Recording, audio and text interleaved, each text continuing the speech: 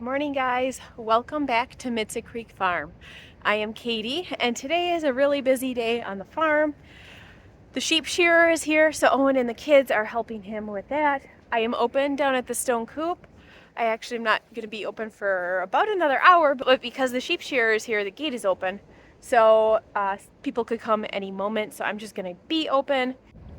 We got hit with another thunderstorm system last night, and we got an inch and a half of rain, so that is absolutely wonderful. All the flooding except for the big puddles in the driveway have dissipated, and everybody is nice and calm and happy except the sheep, obviously, because they're being shorn right now. Look how clear that is. Nice to see that all the dust is pretty much washed off of everything.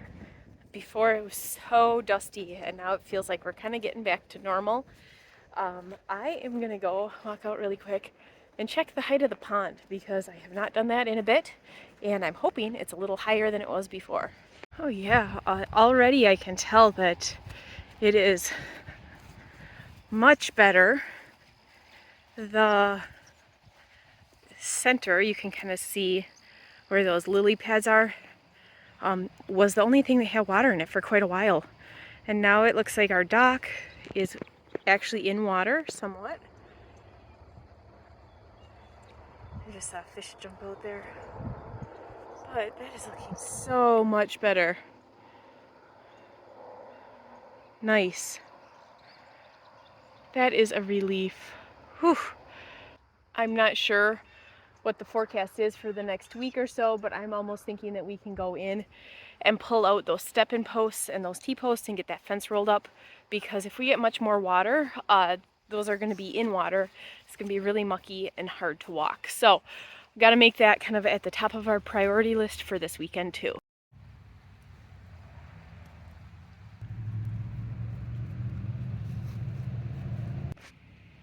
This one here is our ram Bond, and that guy coming is our ram Vlad. And Vlad is a Navajo churro. Bond is a Gotland ram, and they are looking amazing. I was really worried with what everybody's conditions would look like after they were shorn, just because it was such a tough summer and we were feeding hay, but we were trying to conserve hay and all of that.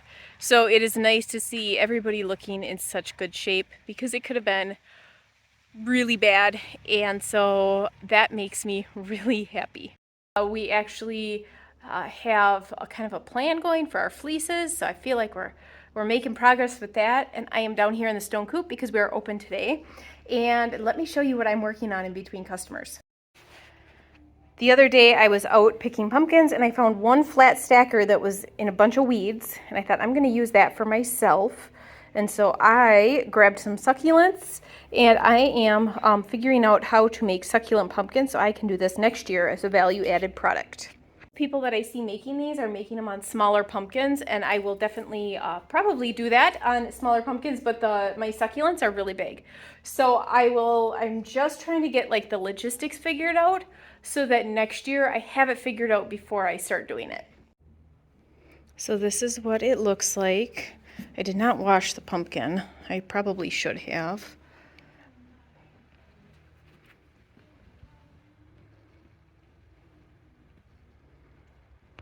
But I am loving that. So this gives me a good plan to go off of for next year. I'm actually going to get more succulents, get some more varieties of colors of the succulents. Obviously, I won't be able to do that until next year, but if I can make the plan now, I can order some of the supplies now, and I can plan out for when I'm placing my plug orders. I can place some orders for succulents on those. And look at how this looks with the little mini pumpkins on it. I love it. So this might be something that we add next year as a value-added product. And I am going to keep my eyes open for different size succulents so that I can make them on smaller pumpkins, like maybe those, or different kinds of pumpkins. So this is a really big one to put one of these on just for size reference. So that's why there's not These succulents are huge, but there's not a, it looks small compared to the pumpkin. It's just because this pumpkin is so big. So I'm really glad that I was able to see this out in the patch. It just happened to be growing up in a bunch of weeds.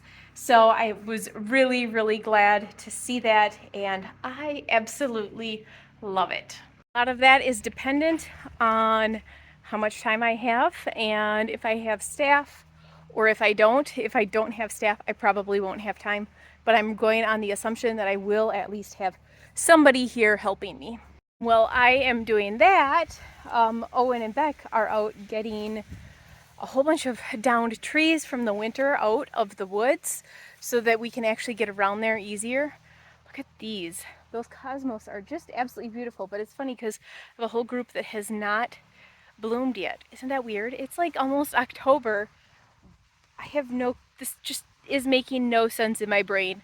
This does not seem like what we should have for October, but man, they're pretty.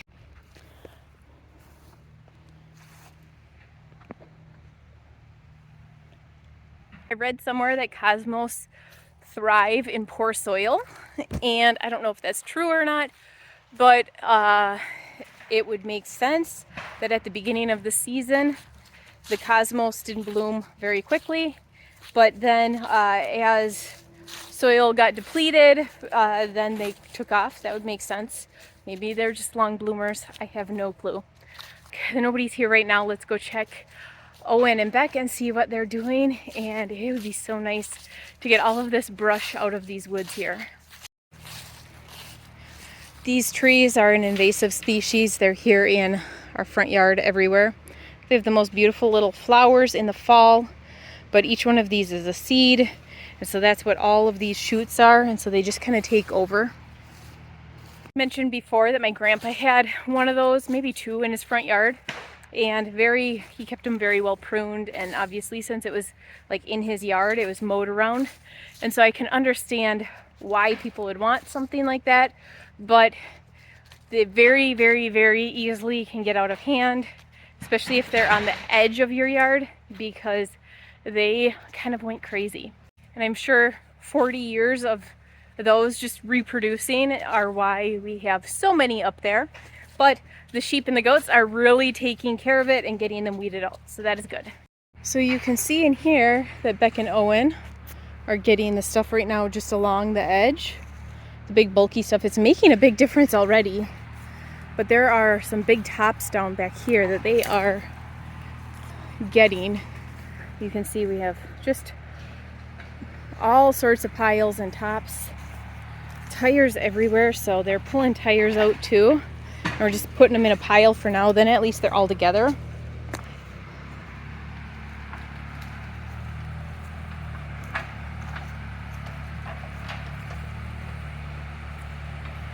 So these came down in storms. One came down this summer, other ones came down over last winter, and so he's getting that cleaned out.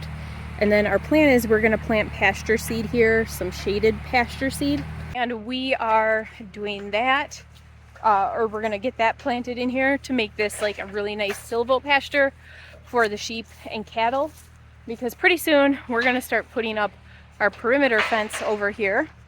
And it would make life so much easier if we have it so that we can get the nets easy, so that we can get everybody moved in here. Right now with all this brush, it makes it pretty complicated trying to get over and move things and all of that. So you can see all the different piles of brush we still have to get. But this was, you couldn't easily walk in right here, so they got a big pile out of here. So that is nice.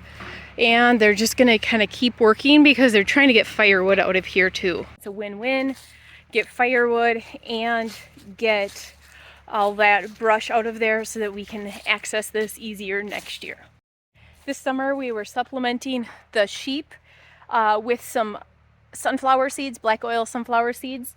And when you're moving the sheep from pasture to pasture, it's nice to have something that you know that they'll come to, especially with grass-fed animals, because lots of times they are content eating grass and they don't exactly want to come to you. So we will take like a pan or a bucket of something, black oil sunflower seeds, or even some beet pulp or something like that, and shake it as we're moving them. And then that way they learn that bucket shaking means that they're getting moved and that you have the good stuff and they want to go to you.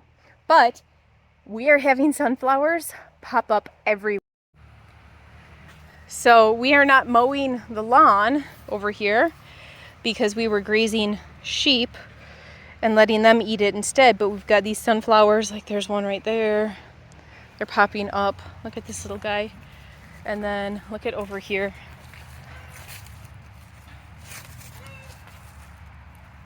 It's so funny. It feels like every day you wake up and there's a new sunflower somewhere in your yard or your driveway, whatever. But that makes it kind of fun.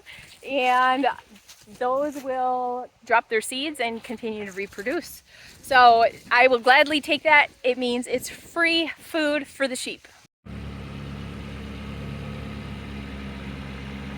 So that is it for today's video. Thanks for tuning in. We'll see you guys next time.